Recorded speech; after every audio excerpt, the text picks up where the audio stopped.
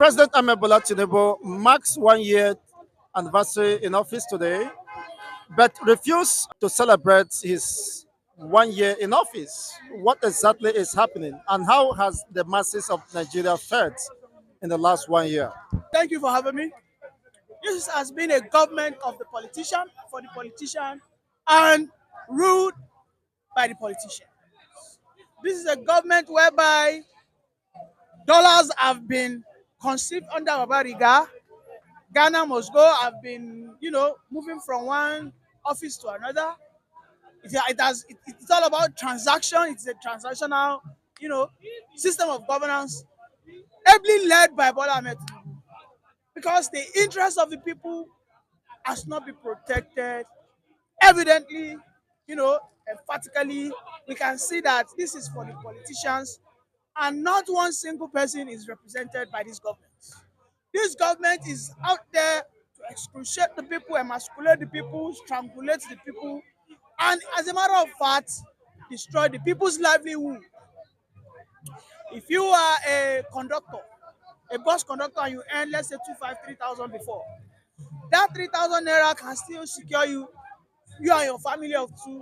I mean, a 2 square meal a day. Now, your 3,500 cannot guarantee you half square meal, because a pint of gari now is 4,500. A tuber of yam is 6,500. A derica of rice is 2,000 naira. Can you imagine?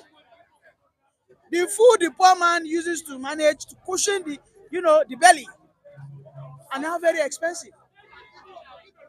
Coca-Cola is now heading to 400 naira.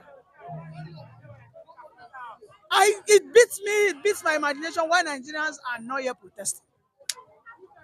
And that takes me that Nigerians are the biggest cowards ever.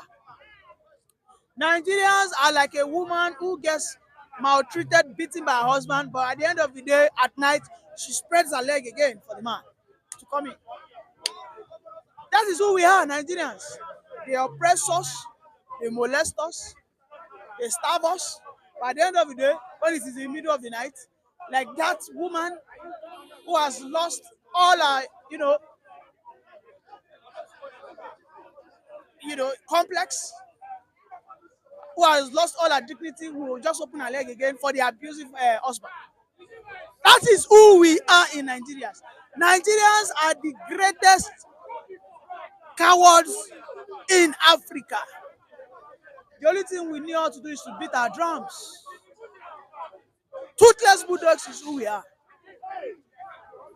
A tuber of yam is 6,500. A tuber of yam that we used to buy for 300, 400.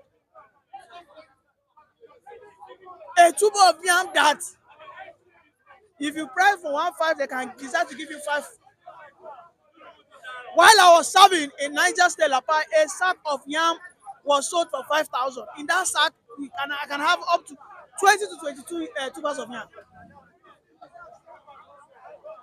Just one tuber of yam that is not maybe just like this, 6,500 naira. And yet, people are still going to church to go and pray, going to mosque to go and do this.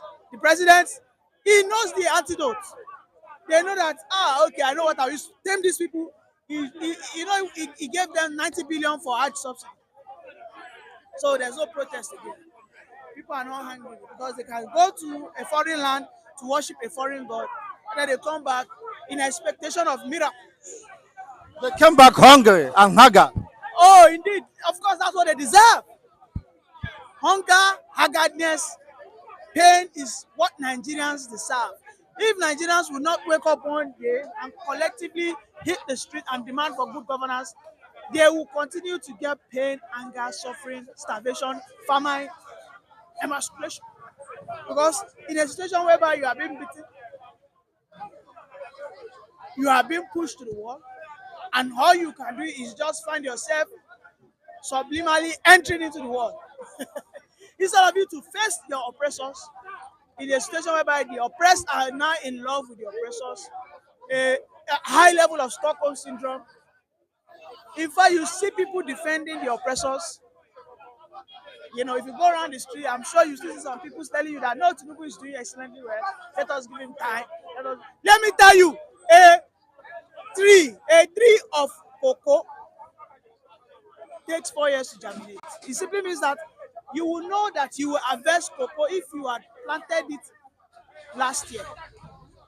Come 2027, the only reason why you cultivate a cocoa tree is you have cultivated it as I went 2023.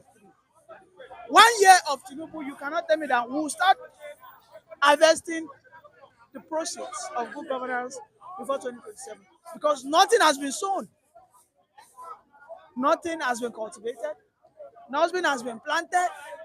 Tell me one significant policy he has other than push people into more hardship. Your position now beats my imaginations. What would have been, of course, in your mind when you supported Ahmed Bola Tinubu in 2023? Could it mean that your expectations has been dashed? It was not what you intended, is what is playing now. Of course, yes, my expectation has been dashed. This is not what we ordered for. What we ordered for was a more robust system of governance where we thought this person would take charge of his administration. But as it stands today, this man, I have stopped supporting him as way back as March. I think this is what I said. When I was about to vote for him, I said if by March 24, which will signal the end of first quarter of 2024, if I don't see anything significant, I stop my support and then I start my criticism. And that's what I've been doing. And there's no shame in it. There is no shame in it. What is constant is Nigerians must understand that we must be unapologetic in the demand for good governance. Irrespective of anybody that comes on board in the near future, we must be educated that we are the ones that will set the tune of who we are because God has not blessed us with selfless leaders. God has not blessed us with leaders like Lee Kuan Yew over the years. The system has been infiltrated by corruption. The system cannot be single-handedly corrected by one man under a democratic system. In a situation whereby a one man will change Nigeria, is we have to revert back to aristocracy, which is maybe military system. Okay? But under this democratic system whereby the president might decide to be good, but the governors are not doing well, then the citizens are under their government are in trouble. So in this situation, democracy is defined as government of the people, right? For the people, and what? By. The buy is very important. It is emphatic. It is significant. Are we buying for that? And Nigerians been demanding for good governance. Democracy is for the masses, but those masses must be free of their oppressors. Those masses must be educated.